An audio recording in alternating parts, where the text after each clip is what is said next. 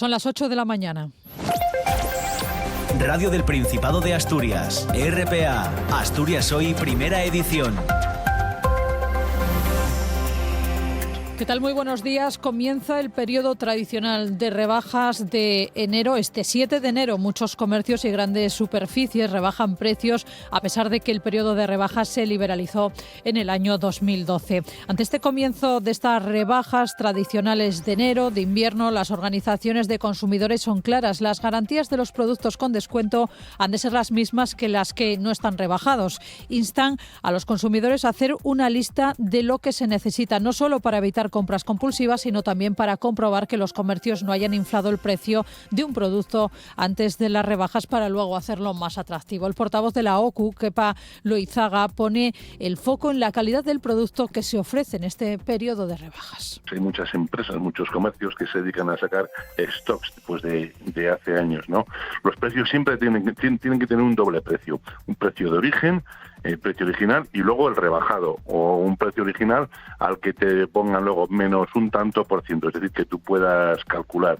Aquí hay mucha picaresca por parte de los comercios porque lo que te hacen es inflar ese primer precio para que pienses que tienes un regalo, pues un descuento muy elevado y generalmente no lo tienes, ¿no? Y en el ámbito nacional hoy se va a producir una reunión importante que afecta a 2,5 millones de personas en España. Encuentro entre el Gobierno y los agentes sociales para pactar una subida del salario mínimo interprofesional. Desde el Ministerio de Trabajo esperan que la subida se fije en torno a la cifra marcada por una comisión de expertos encargada de hacer los cálculos. Calculan estos expertos que se debería subir el salario mínimo interprofesional en un 3,1% hasta los 1.221 euros mensuales. Los sindicatos piden una subida mayor y la patronal rebaja la subida por debajo incluso del IPC. Y hoy también se producirá el primer Consejo de Ministros del año. En la agenda, la crisis en Venezuela, la postura española ante la captura de Nicolás Maduro. El presidente del Gobierno, Pedro Sánchez, criticaba ayer en París la operación de Estados Unidos sobre Venezuela. Dice que España puede además jugar un papel de mediación hacia una transición hacia un país democrático. Se tiene que abrir un proceso de diálogo sobre el futuro de Venezuela entre venezolanos. Son ellos y ellas los que tienen que decidir libremente en unas elecciones quién es su presidente o presidenta. Bueno, pues así viene el día. Enseguida entramos en materia. Antes les presentamos a quien hace posible este informativo. Javier Palomo en la parte técnica, Elia Rivero en la locución y redacción y quien les habla, Paula Rodríguez. Vamos con titulares. Asturias Hoy. Y se ha producido un nuevo incidente en Arcelor. Sí, a las 10:30 de la noche se producía un incendio en la hacienda que abastece de carbón a las baterías de coc de Gijón. En estos momentos se trabaja para solventar la incidencia. Se procede a cambiar la cinta dañada, una avería que ha provocado que se interrumpa el suministro de carbón y ha ralentizado la producción de las baterías de coc. Es el tercer incidente que se produce en Arcelor en tan solo un mes. Y arranca 2026 con las reservas de agua en los embalses de Asturias en torno al 10% por debajo de la media de los últimos años. Las precipitaciones caídas en las últimas semanas han sido insuficientes para aumentar las reservas de agua en Asturias. El subdirector del Centro de Investigación del Agua, Rodolfo Espina, destaca la importancia de una planificación y gestión adecuada de las reservas de agua debido a los cada vez más frecuentes periodos secos. Estos episodios de escasez cada vez son más frecuentes y obligan a adaptar las políticas de gestión del agua a un clima más irregular. En definitiva, la sequía pone a prueba la capacidad de las administraciones para anticiparse, controlar y, por supuesto, gestionar un recurso limitado como es el agua. Recordando que es un bien esencial que requiere vigilancia constante y, por supuesto, decisiones responsables. Y más de 3.000 personas reclaman a Aucalsa la devolución de los peajes abonados en la AP66 en el Huerna después de que comenzaran las obras tras el Argallú de noviembre de 2024. La UCE advierte de que, según una sentencia del Supremo, es ilegal cobrar íntegramente el peaje cuando existan obras o restricciones que vulneren los derechos de los usuarios. Dacio Alonso, presidente de la UCE, recuerda que el registro sigue abierto, que están a punto de presentar ante Consumo una denuncia contra Aucalsa, contra la concesionaria. Cree que si esa denuncia prospera, Aucalsa debería devolver de oficio el importe del peaje. Y ya se pueden cobrar los premios del niño.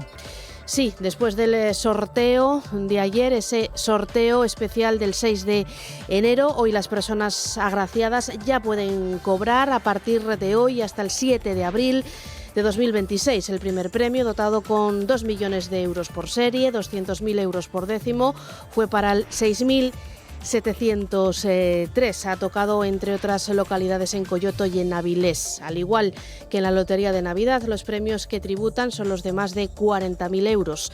Hacienda aplica, en este caso, una retención del 20%. Por eso no es necesario después declararlo en el IRPF. El tráfico.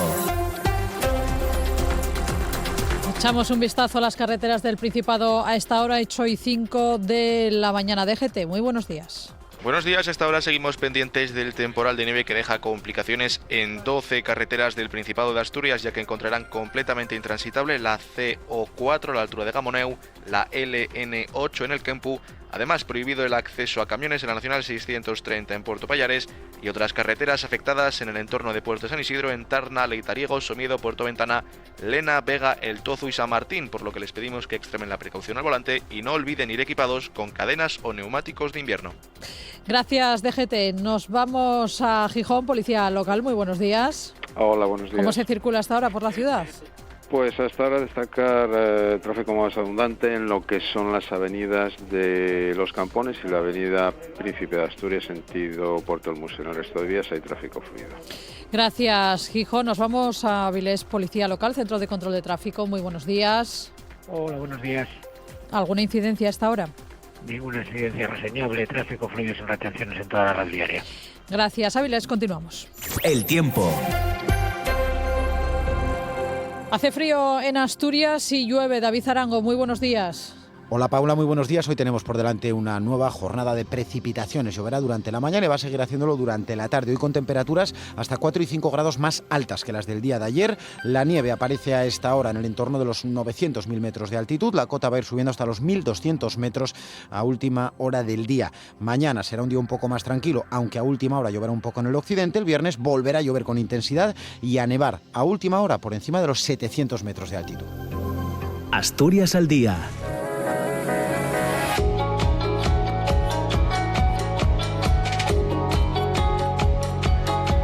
Bueno, pues arrancamos enero, arrancan los servicios informativos, arrancan las tertulias en RPA. Nacio Varillas, muy buenas, ¿qué nos traes hoy? Cuéntanos. ¿Qué tal? Buenos días, Paula, Elia, compañeras de Asturias Hoy, primera edición. Bueno, pues vamos a comenzar el año en Asturias al Día con la MUSOC. Este sábado, el 10 de enero, comienza la 14ª edición de la Muestra de Cine Social y Derechos Humanos de Asturias, que va a tener lugar en diversas localidades.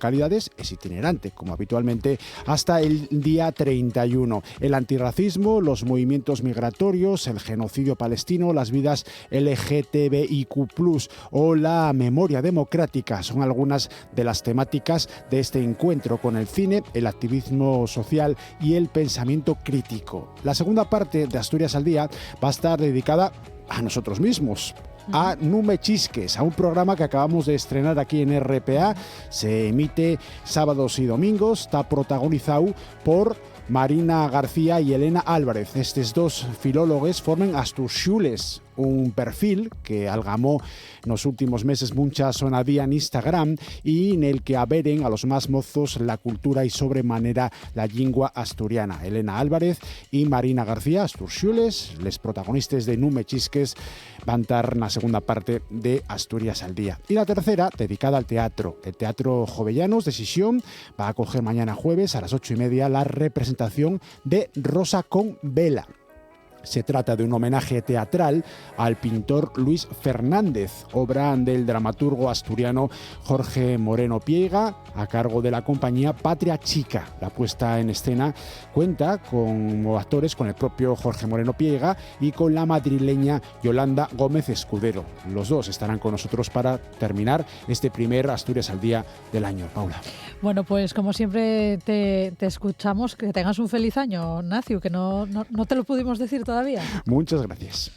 Están escuchando Asturias Hoy, primera edición. 8:10 de la mañana, el temporal de frío y nieve complica la circulación por carretera en Asturias. Hasta ahora hay que circular con precaución por la autopista del Huerna y el puerto de Pajares. Está cerrado ese puerto de Pajares para camiones y vehículos pesados, es decir, que hasta ahora los efectos del temporal complican las comunicaciones con la meseta tanto por autopista como por el puerto. En el suroccidente asturiano también se dejan notar esos efectos del temporal. Ha nevado y esto ha obligado a cerrar en Cangas de Narcea el puerto del Conio y el de Leitariego se circula con cadenas. Es obligatorio también usar cadenas o neumáticos de invierno para transitar por más de una decena de puertos de montaña en Asturias. En Degaña se necesitan en el puerto de Valdeprado, en Somiedo, en el puerto de Somiedo y en San Lorenzo. También está afectado el puerto de Ventana en Teberga y el puerto de San Isidro en Aller. El concejo de Caso tiene 2 puertos con nieve, son el de Tarna y la Colada de Arnicio.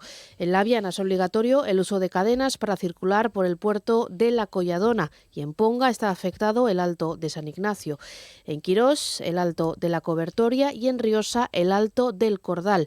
No olviden consultar la página web del 112 Asturias antes de circular por las vías secundarias de Asturias para conocer en tiempo real el estado de las carreteras. Sobre todo si van a circular por el corredor de ayer, porque ayer una roca de grandes dimensiones cortaba el tráfico en ese corredor en la carretera AS112, en la AS112. Según informa la Guardia Civil, no se han producido ni daños personales ni materiales más allá del asfalto y el guardarraíl, pero el argallo que tuvo lugar sobre la 1:30 de la tarde, poco después de la salida de Moreda, sentido Cabaña Quinta, hizo que se tuviese que cortar el tráfico. Aunque se ha retirado la piedra de la calzada, se mantiene ese corte hasta la reparación de la vía y se ha establecido un desvío por la AS386 a través de los pueblos y hasta la altura de Corigos. Y una nueva incidencia en Beriña, se lo contábamos en los titulares de este informativo, en las instalaciones de Arcelor, se ha producido durante la noche. A las 10:30 de la noche de ayer se producía un incendio en una cinta que abastece de carbón a las baterías de Coc. Aún se está procediendo a cambiar esa cinta dañada que producía ese incendio, ese fuego, que como decimos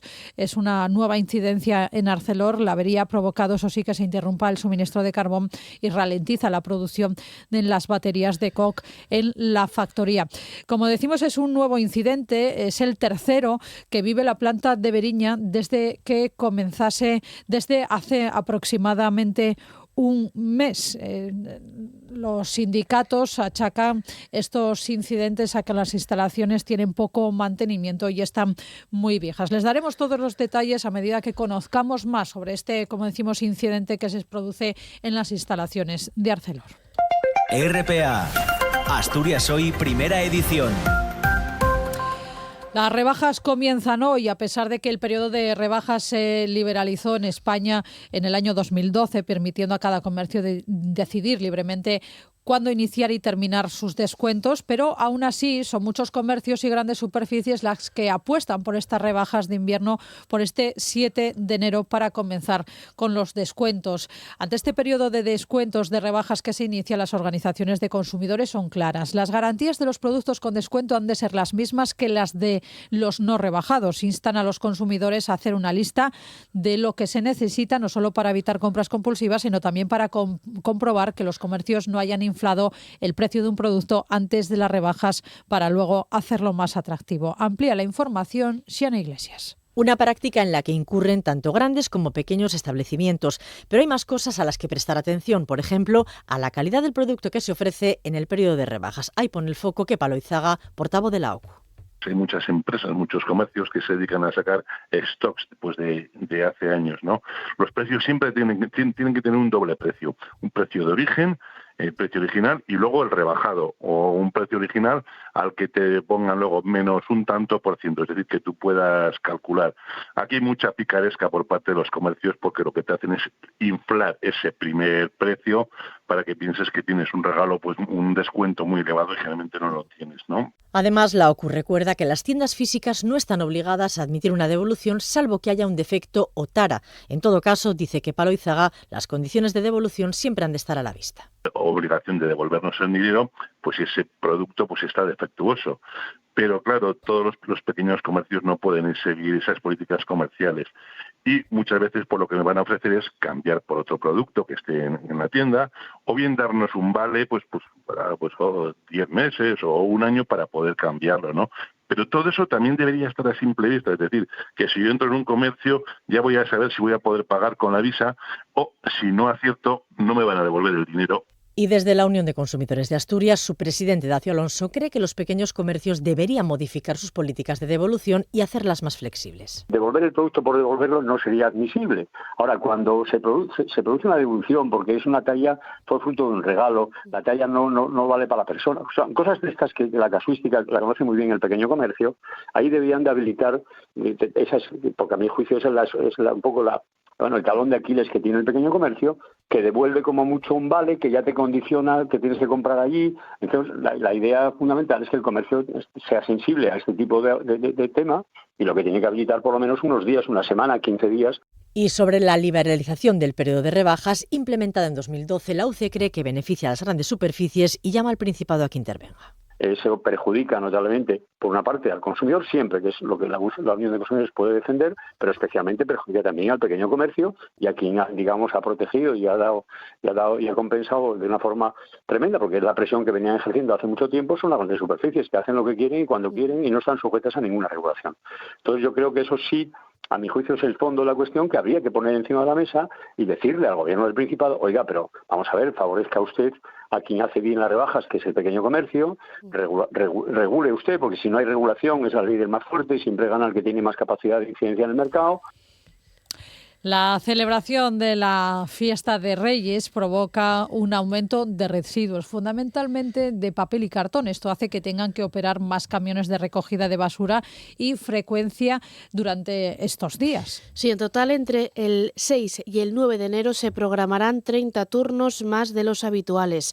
En estas fechas de regalos en cajas y envoltorios, la aportación a los contenedores azules se incrementa notablemente en unas 80 toneladas más en apenas 3 días.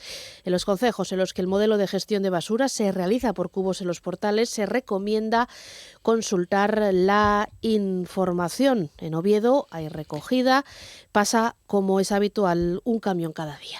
Y la Fundación ANAR pide precaución a los adultos a la hora de publicar fotos de menores en redes sociales. Sobre este asunto, el Gobierno prepara una normativa para regular la práctica de compartir fotos y vídeos de menores en redes sociales, conocida como sharing.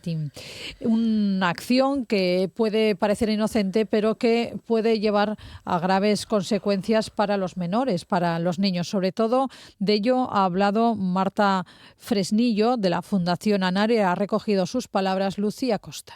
Más del 80% de los bebés están presentes en las redes sociales antes de los 6 meses, y es que compartir fotos y vídeos de menores en Internet es una práctica cada vez más habitual. Todos lo hemos hecho, yo creo, en algún momento determinado. A veces las familias están fuera y entonces, pues una forma de acercarnos más que antes, ¿no? El problema es que eso no nos damos cuenta que lo estamos sacando fuera y que lo puede estar viendo pues desde un pederasta que puede estar utilizando esas imágenes inocentes que tú cuelgas. Precisamente por ello, el Gobierno se prepara para regular esta práctica conocida como sharing. El objetivo es preservar la intimidad de los menores, pero también protegerles de otros riesgos. Simplemente con lo que publicamos se puede saber a qué colegio va, qué actividades extraescolares hace, o sea, se le puede localizar a ese menor. El proyecto de ley plantearía pautas para la formación de las familias, pero también establecería obligaciones para las plataformas digitales. También marcaría límites a quienes utilizan la imagen de los menores para generar beneficios económicos, como los influencers. Prácticamente realizan un trabajo muchas veces, ¿no? Entonces todo esto, por supuesto, se tiene que regular. Hay niños que practican durante horas. La norma, que podría aprobarse en el primer trimestre del año, también propone regular la exposición de los menores a las pantallas para prevenir adicciones o problemas de salud mental, fortalecer los sistemas de verificación de edad para acceder a las plataformas digitales o incluir advertencias en el etiquetado de los productos son algunas de las medidas que se plantean. Y atención, porque las personas agraciadas con alguno de los premios del sorteo del niño pueden pasar a cobrarlo desde hoy y hasta el próximo 7 de abril de 2026. El primer premio, dotado de 2 millones de euros por serie, 200.000 por décimo, fue el 6.703 y cayó, por ejemplo, en Avilés y en Coyoto, en Oviedo. El segundo, dotado de 750.000 euros por serie, 75.000 por décimo, fue para el 45.875 y el tercero ha sido el número 32.615. Al igual que en la Lotería de Navidad, los premios que tributan son los que se llevan más de 40.000 euros. Hacienda, en este caso, aplica una retención del 20%, por eso no es necesario incluir los premios después cuando hagamos la declaración de la renta. ¿Y cómo cobrarlos? Pues depende de la cantidad. Si es menos de 2.000 euros, podemos acudir a uno de los puntos de venta de loterías y hacerlo en efectivo o a través de Bizum. En el caso de ser superior a esa cantidad, a 2.000 euros, habrá que ir necesariamente a una entidad colaboradora que son el BBVA o CaixaBank. En caso de ser un décimo compartido, es importante, recomendable que todos los participantes tengan una fotocopia de ese décimo, una fotocopia firmada donde se incluyan datos como el DNI, la cantidad jugada y el número, serie y fracción del boleto. Asturias Hoy, primera edición. Noticias. Vamos con otros asuntos. 8:20 de la mañana. El Gobierno confía en llegar hoy a un acuerdo con patronal y sindicatos para cerrar la subida del salario mínimo interprofesional para 2026. Desde el Ministerio de Trabajo esperan que la subida se fije en torno a la cifra marcada por la Comisión de Expertos, un 3,1% hasta los 1.221 euros mensuales. Se mantiene aún la incógnita de si el salario mínimo se va a mantener sin tributar. En el caso de que pase a agravarse, la subida, según la Comisión, tendría que ser mayor, del 4,7%. En ese caso, el SMI se quedaría en 1.240 euros al mes. Hace unas semanas, el Ministerio de Hacienda deslizó la posibilidad de lanzar una nueva deducción para la declaración de la renta para devolver a los trabajadores que cubren ese salario mínimo lo que se les haya retenido durante el año. De todos modos, el pasado 16 de diciembre, cuando se celebró la primera reunión entre Gobierno, patronal y sindicatos para hablar del SMI para 2026, Hacienda no había fijado todavía su posición. Joaquín Pérez Rey, secretario de Estado de Trabajo, señala otra de las grandes prioridades del Gobierno para este año que acabamos de estrenar, es la aprobación definitiva del registro horario digital para todos los centros de trabajo. Yo creo que es muy importante que en España mejoremos cómo se registra la jornada de trabajo en todas y cada una de las empresas, que lo hagamos por medios digitales, por medios indelebles, seguros, objetivos y que además permitan a la inspección controlar adecuadamente el cumplimiento del tiempo de trabajo en nuestro país. Con esto, solo con esto, estamos convencidos que lograremos bajar la jornada efectiva en España, donde hay un fuerte nivel de incumplimiento o la realización de muchas horas extras, muchas de ellas sin remunerar.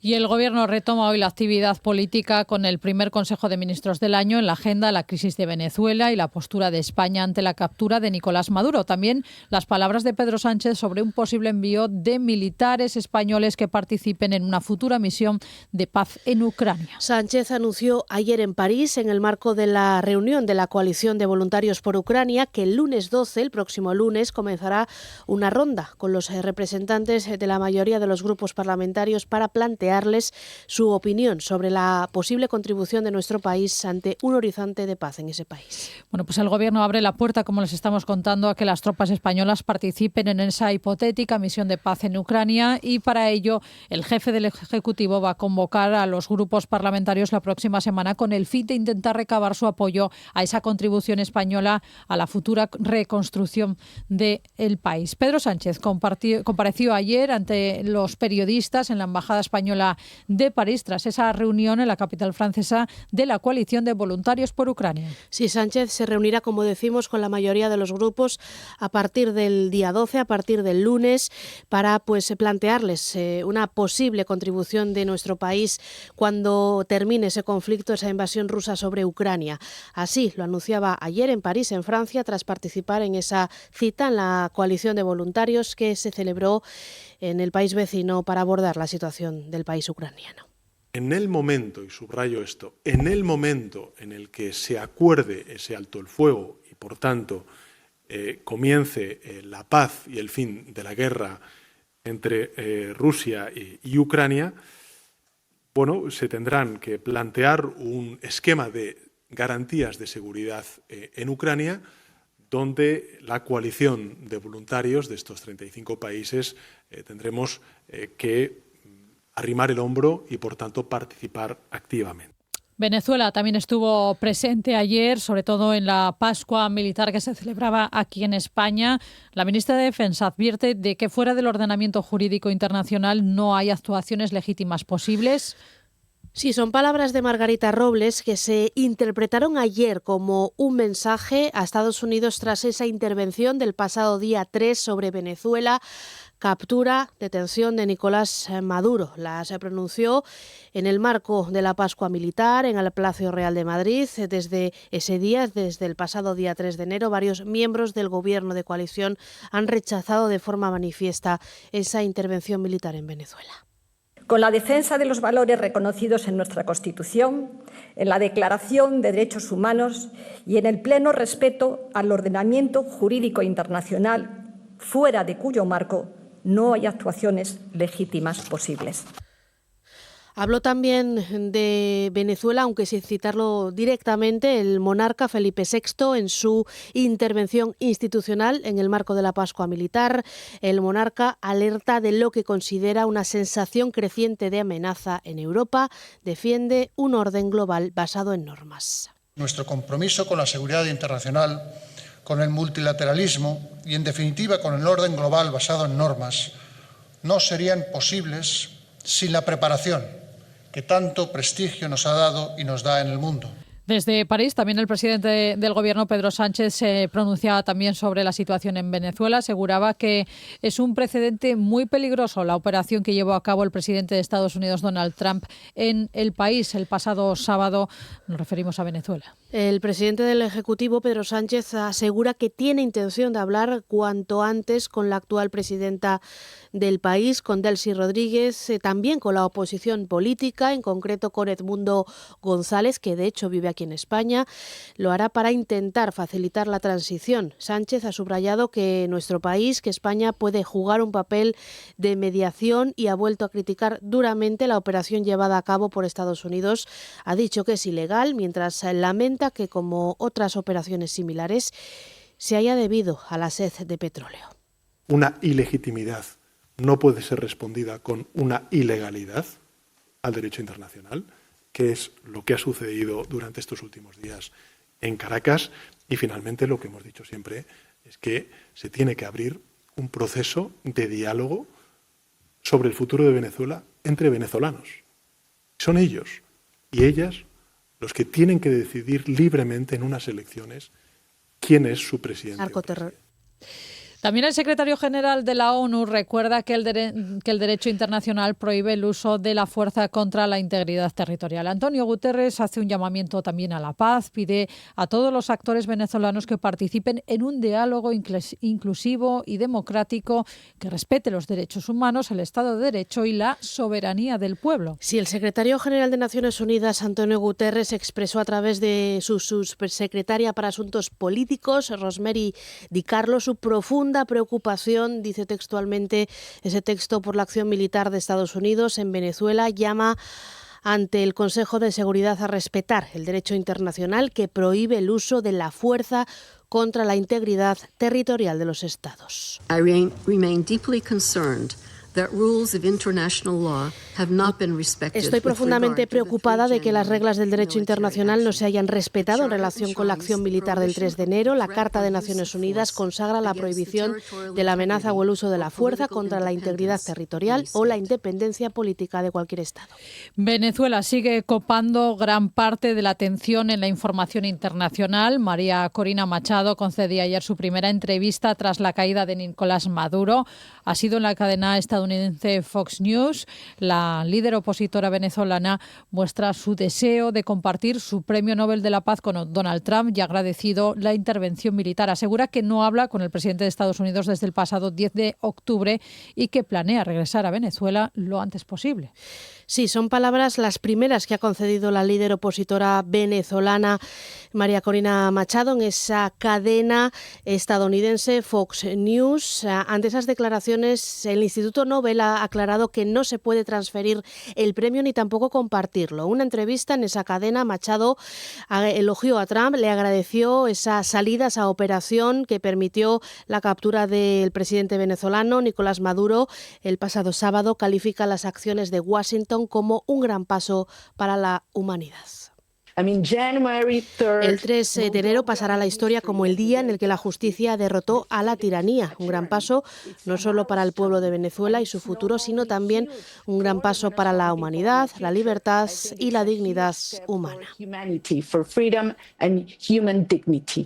Mientras, sobre el terreno en Venezuela, Delcy Rodríguez es ya la nueva presidenta interina del país. Ha jurado el cargo, lo ha hecho el mismo día en el que Maduro comparecía ante un tribunal de Nueva York acusado de narcoterrorismo, negando su implicación, reivindicando su inocencia. Delcy Rodríguez dice que tanto Maduro como su mujer son rehenes de Estados Unidos. Vengo con dolor por el secuestro de 2 héroes que tenemos de rehenes en los Estados Unidos de Norteamérica, el presidente Nicolás Maduro y la primera combatiente, primera dama de este país, Cilia Flores. Vengo con dolor, pero debo decir que vengo también con honor a jurar en nombre de todos los venezolanos y en nombre de todas las venezolanas, vengo a jurar por nuestro padre libertador Simón Bolívar. RPA, Asturias Hoy, primera edición. Arrancamos este 2026 con las reservas de agua en los embalses de Asturias en torno a un 10% por debajo de la media de los últimos años. Desde el Centro de Investigación del Agua destacan la importancia de una planificación y gestión adecuadas de las reservas de agua en Asturias debido a los cada vez más frecuentes periodos secos. Nos lo cuenta Siana Iglesias.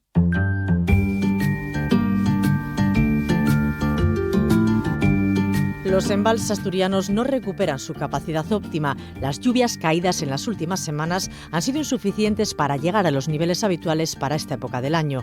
El subdirector del Centro Universitario de Investigación y Desarrollo del Agua de la Universidad de Oviedo, Rodolfo Espina, explica que los ciclos cada vez más secos provocan déficit en las reservas de los embalses. En Asturias, los niveles de los embalses han mostrado una ligera recuperación desde comienzos del mes de diciembre, aunque la situación sigue estando por debajo de lo habitual para esta época del año, por lo que continúa el sistema en un nivel moderado y algo frágil. Sigue siendo inferior a la media de los últimos años, se sitúa en torno al 65 o 70% en estas fechas. De hecho, estamos ahora mismo 8 puntos por debajo de los niveles del año pasado y casi 13 puntos porcentuales por debajo de la media de los últimos 10 años, que es un 69,22% aproximadamente. Esta evolución refleja un año marcado por periodos secos prolongados que han limitado la recuperación completa de las reservas a pesar de las lluvias registradas en las últimas semanas. La previsión para este invierno es que los embalses puedan aumentar sus reservas, aunque de forma moderada. Es probable que no se alcancen los niveles de agua del año pasado. En cuanto a la previsión meteorológica y lo que nos espera con el invierno y el principio de la primavera, pues el invierno se presenta fresco, como hemos podido comprobar estos días, y con precipitaciones moderadas. No hay señales claras de lluvias que vayan a ser abundantes o persistentes. Esto significa que los embalses podían mantenerse más o menos estables y de subir lo harían muy lentamente, siempre dependiendo de algún episodio concreto de lluvia.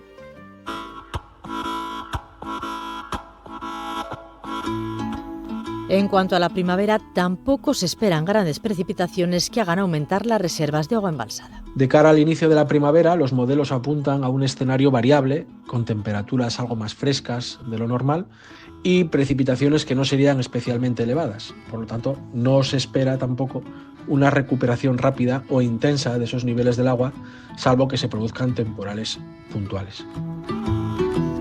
Y ante el aumento de ciclos cada vez más secos, el subdirector del Centro Universitario de Investigación y Desarrollo del Agua pone de relieve la importancia de implementar políticas que gestionen de forma adecuada y planificada las reservas de agua, un recurso fundamental para la vida. Esto es fiel reflejo de un clima en donde los periodos secos se pueden prolongar y poner a prueba la gestión de un recurso tan esencial como es el agua, ¿no? La planificación a medio y largo plazo cobra especial importancia, ya que se pone de manifiesto que estos episodios de escasez cada vez son más frecuentes y obligan a adaptar las políticas de gestión del agua a un clima más irregular. En definitiva, la sequía pone a prueba la capacidad de las administraciones para anticiparse, controlar y, por supuesto, gestionar un recurso limitado como es el agua. Recordando que es un bien esencial, que requiere vigilancia constante y, por supuesto, decisiones responsables.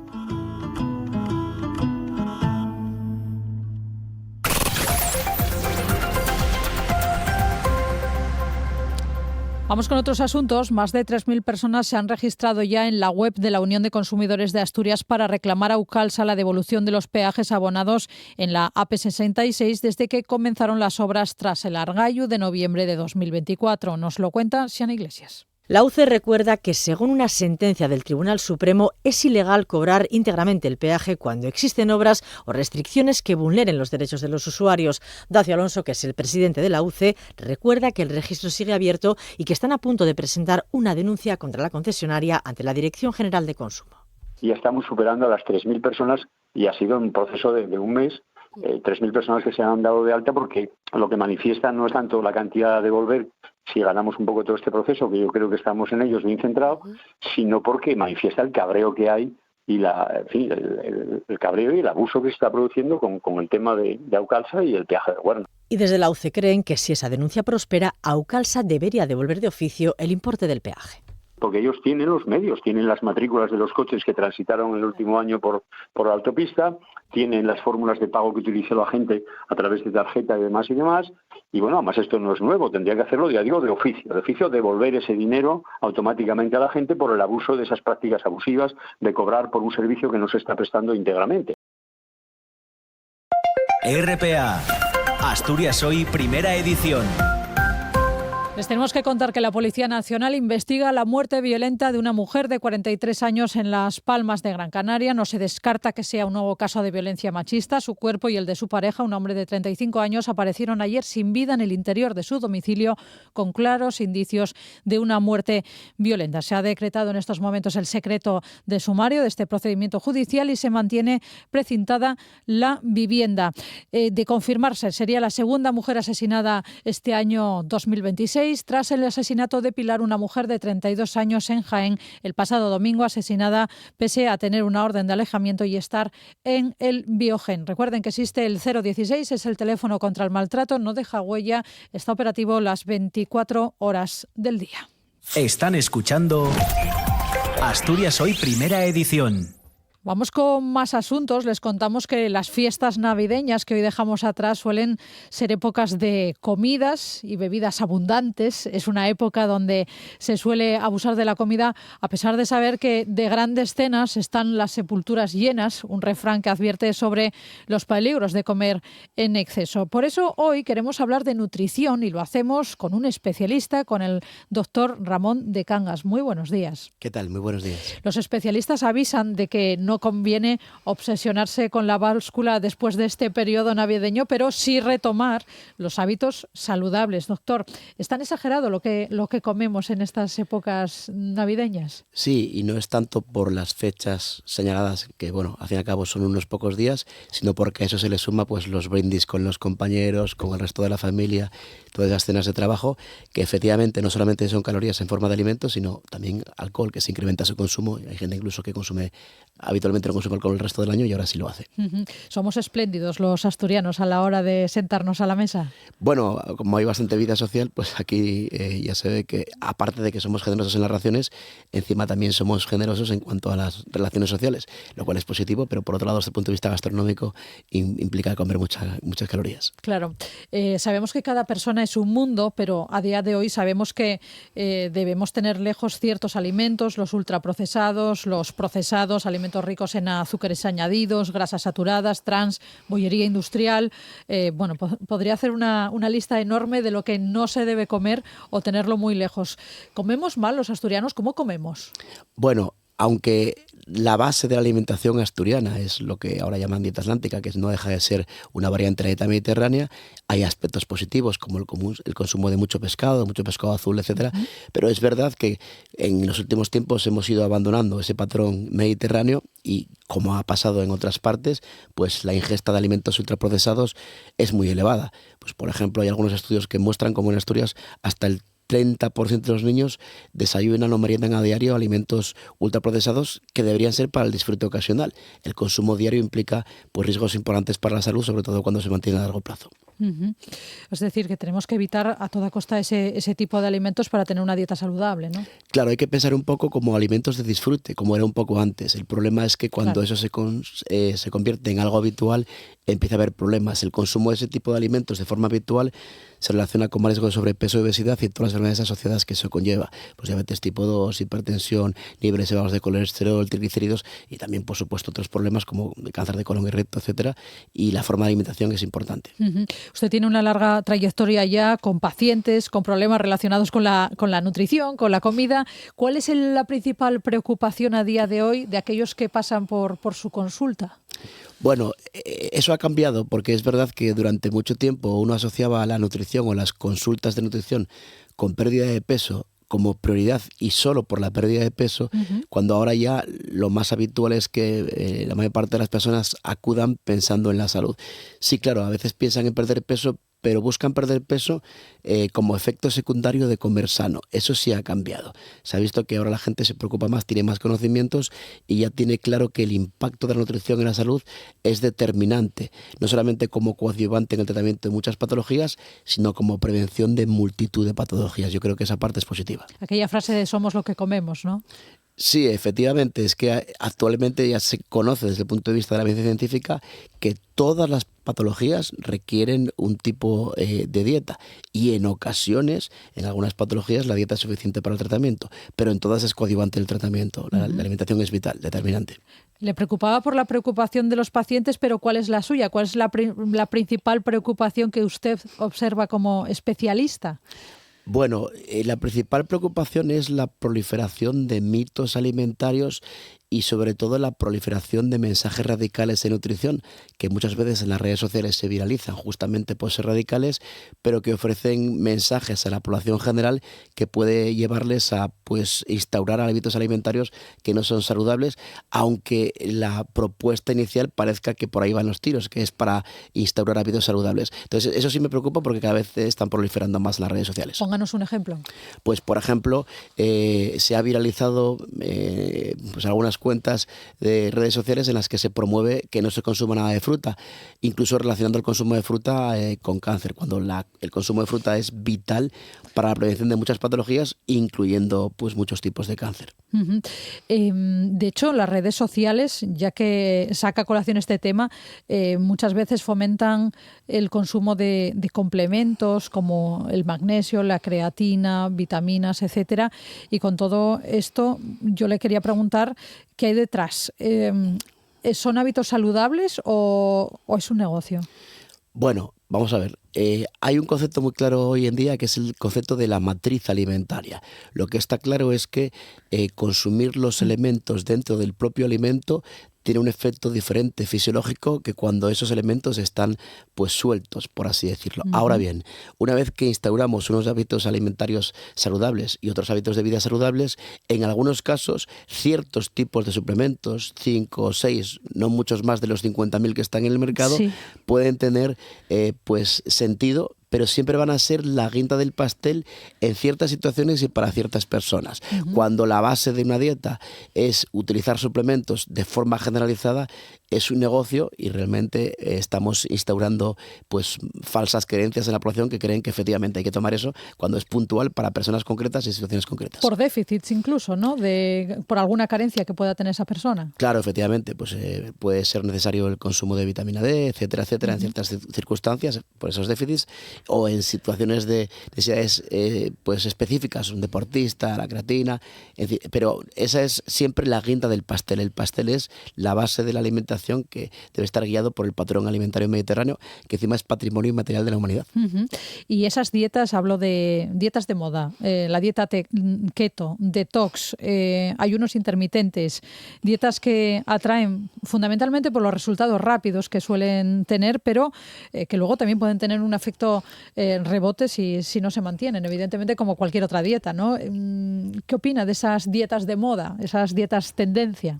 Bueno, la verdad es que en alimentación hay una cosa fundamental, que es la adhesión. Es decir, solo voy a conseguir mejorías en la salud a largo plazo si mantengo el plan dietético propuesto. Y el plan dietético propuesto tiene que ser un plan no radical, sino que se pues asocie a la vida real. Evidencia científica, pero vida real. Y eso, generalmente, ese tipo de dietas son muy radicales y extremas y son difíciles de mantener en el tiempo.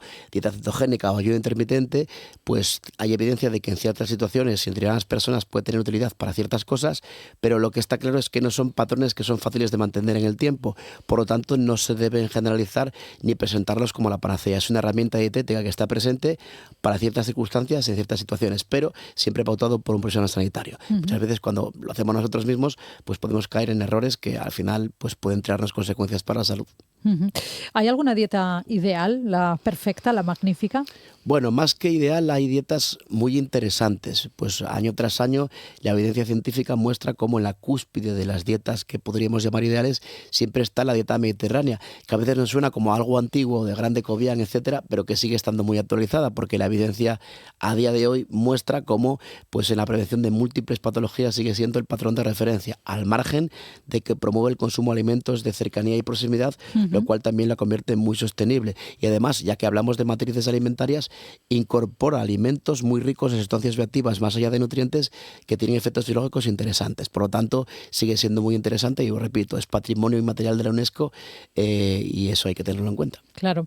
La dieta mediterránea se basa en consumir productos vegetales, frutas, legumbres, frutos secos, incluso cereales, el aceite de oliva, evidentemente, como la principal fuente de grasa. Usted apuntaba antes a la dieta atlántica asturiana más que a la dieta mediterránea. ¿Cuál es la diferencia? Bueno, realmente la dieta mediterránea es el concepto que hay que tener en cuenta. Lo que pasa es que en algunos congresos se hace referencia a esa dieta atlántica, como algunas variantes en Galicia, Asturias, etcétera, porque hay más consumo de pescado. Pero bueno, al final yo creo que para no confundir a las personas, lo ideal es centrarnos en la dieta mediterránea, que al fin y al cabo es la que nos une a toda la cuenca mediterránea y especialmente la gastronomía española, y es interesante porque al fin y al cabo pues efectivamente es omnívora, pero es muy rica en alimentos de origen vegetal, pero no desprecia y tiene en su lugar también alimentos de origen animal. Pues en Asturias es muy típico el consumo de lácteos, algunos tipos de carne, bastante pescado, etcétera. Tener una dieta saludable frena evidentemente la aparición de algunas enfermedades, algunas graves, como puede ser asociada a la obesidad, la diabetes, por ejemplo. Hay que recalcar, hay que sensibilizar más de tener eso, pues una dieta saludable para la prevención de enfermedades. ¿La gente lo tiene en cuenta?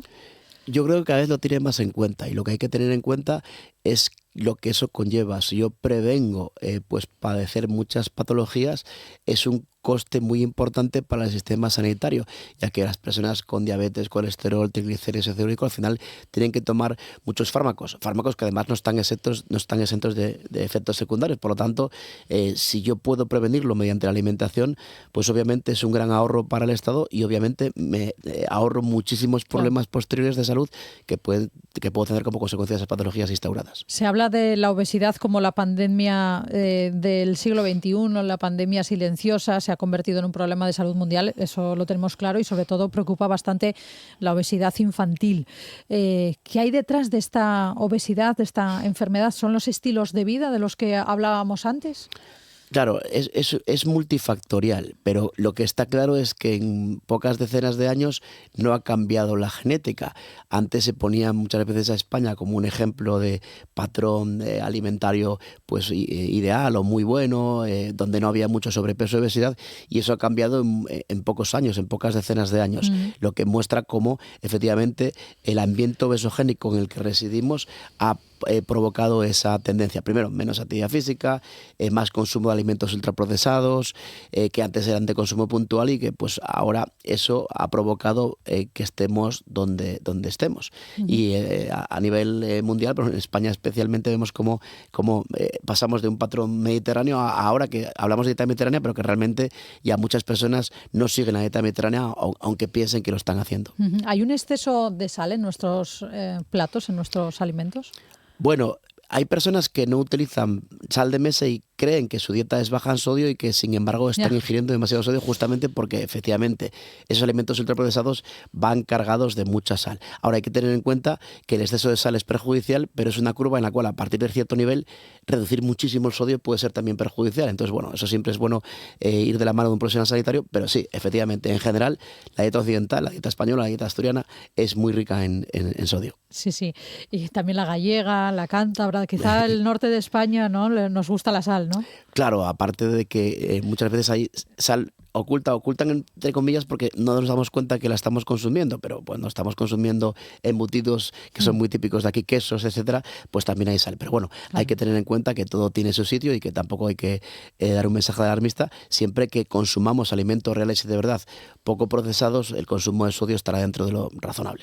Todavía hay gente que en 2026, cuando comienza el año, se pone retos inalcanzables muchas veces en dietas para adelgazar y demás. ¿Sigue ocurriendo eso de ponerse, bueno, pues a lo mejor una pérdida de peso que sabes que a priori es muy difícil de conseguir? ¿Todavía hay gente que llega ahí, que le pasa eso? Sigue ocurriendo porque es habitual encontrarse mucha gente, se ve también en las redes sociales, que son o que son pesocéntricos, es decir, que piensan solamente en el peso. Si pensamos solo en el peso como un valor en la báscula por reducir, nos estamos dando cuenta que a lo mejor estamos perdiendo peso a costa de perder masa muscular y eso puede tener contraindicaciones. Va a tenerlas en salud, en estética, en efecto rebote, etcétera. Si pensamos en un hábito como pues propósito del año nuevo, pues entonces el efecto secundario será perder peso, pero lo mantendremos a largo plazo. Claro. Encima cuidaremos la salud y desde el punto de vista estético nos veremos mucho mejor. Y el gimnasio, ¿no? O hacer ejercicio físico también es muy importante y va muy asociado también con el peso, ¿no? Y con cómo somos, cómo nos cuidamos. Es vital porque desde hace ya unos años se ha visto la importancia del músculo en todos los ejes corporales, ya que pues a día de hoy ya se conocen más de 650 moléculas miocinas que produce el tejido muscular y son vitales para todo y que tienen efecto sinérgico esas sustancias endógenas con las exógenas que ingiero como consecuencia pues de los alimentos que están formando parte de mi dieta. De hecho, cada vez estamos viendo en gimnasios a la gente hacer pesas, hacer fuerza, que antes quizá no se hacía tanto, ¿no?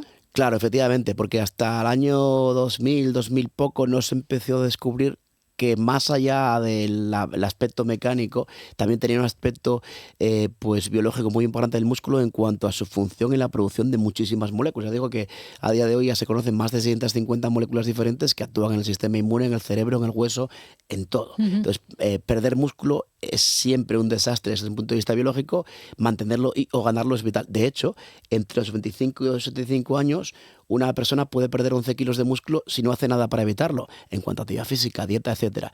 Y eso tiene consecuencias metabólicas y de todo tipo. Ya no es estética o fuerza, también es salud. Claro, leía el otro día que a mejor músculo o cuanto más nos cuidemos, hagamos pesas en el gimnasio, hagamos fuerza, mejor vejez.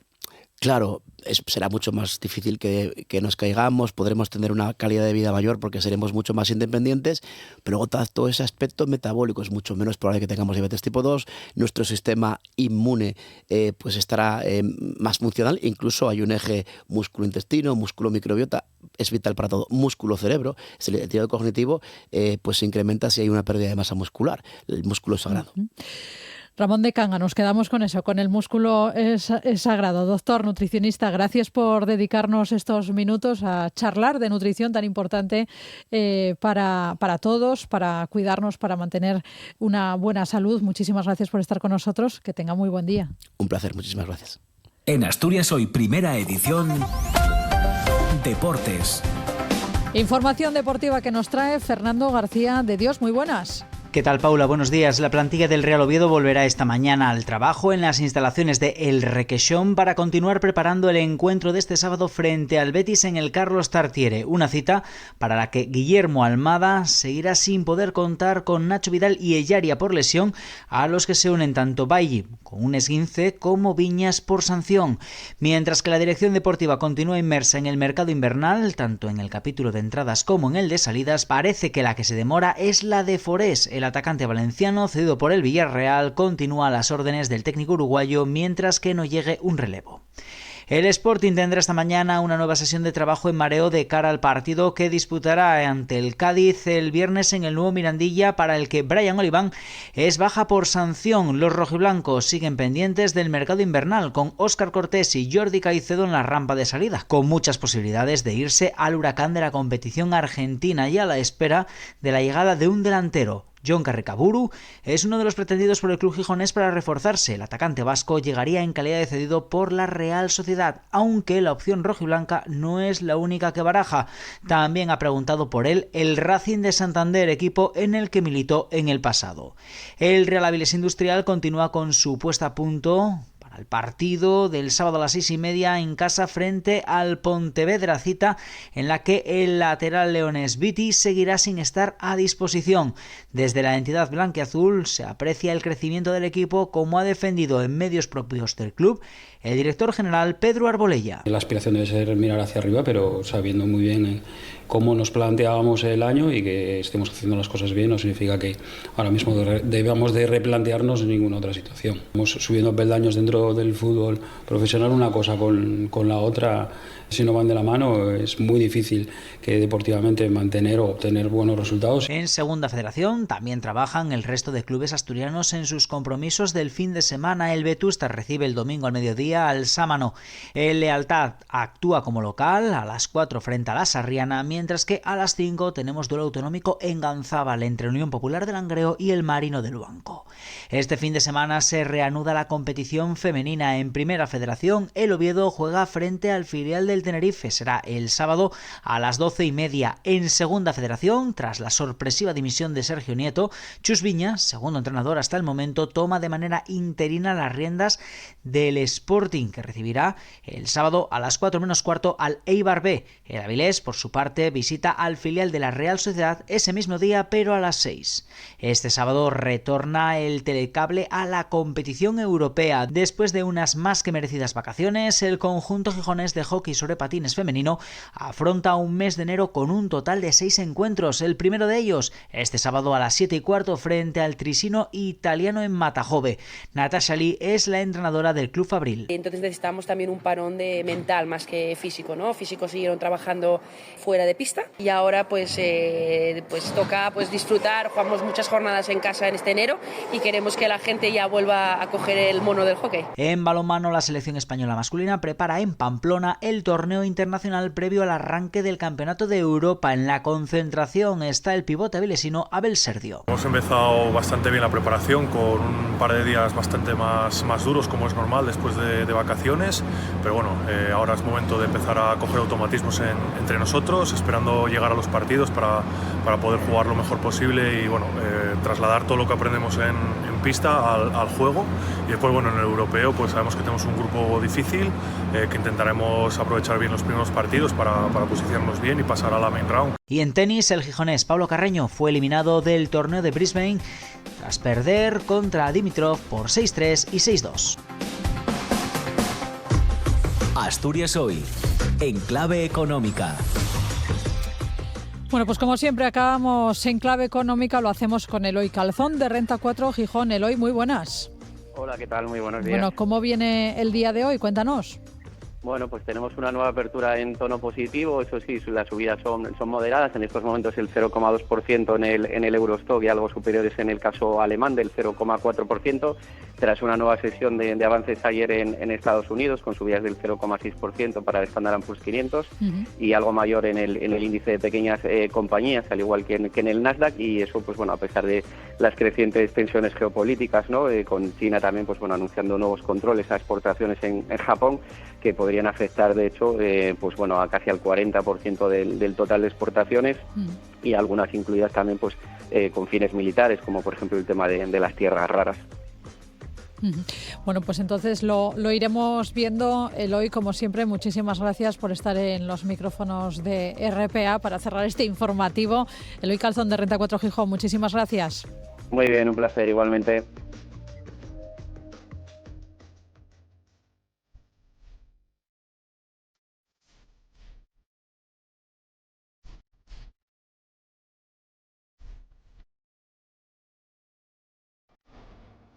Bueno, nosotros nos despedimos, llegamos a las 9 de la mañana. Ahora se quedan con Asturias al Día en RPA y con más información en el matinal de TPA. Nosotros volvemos, como siempre, mañana a las 8 en punto de la mañana. No falten.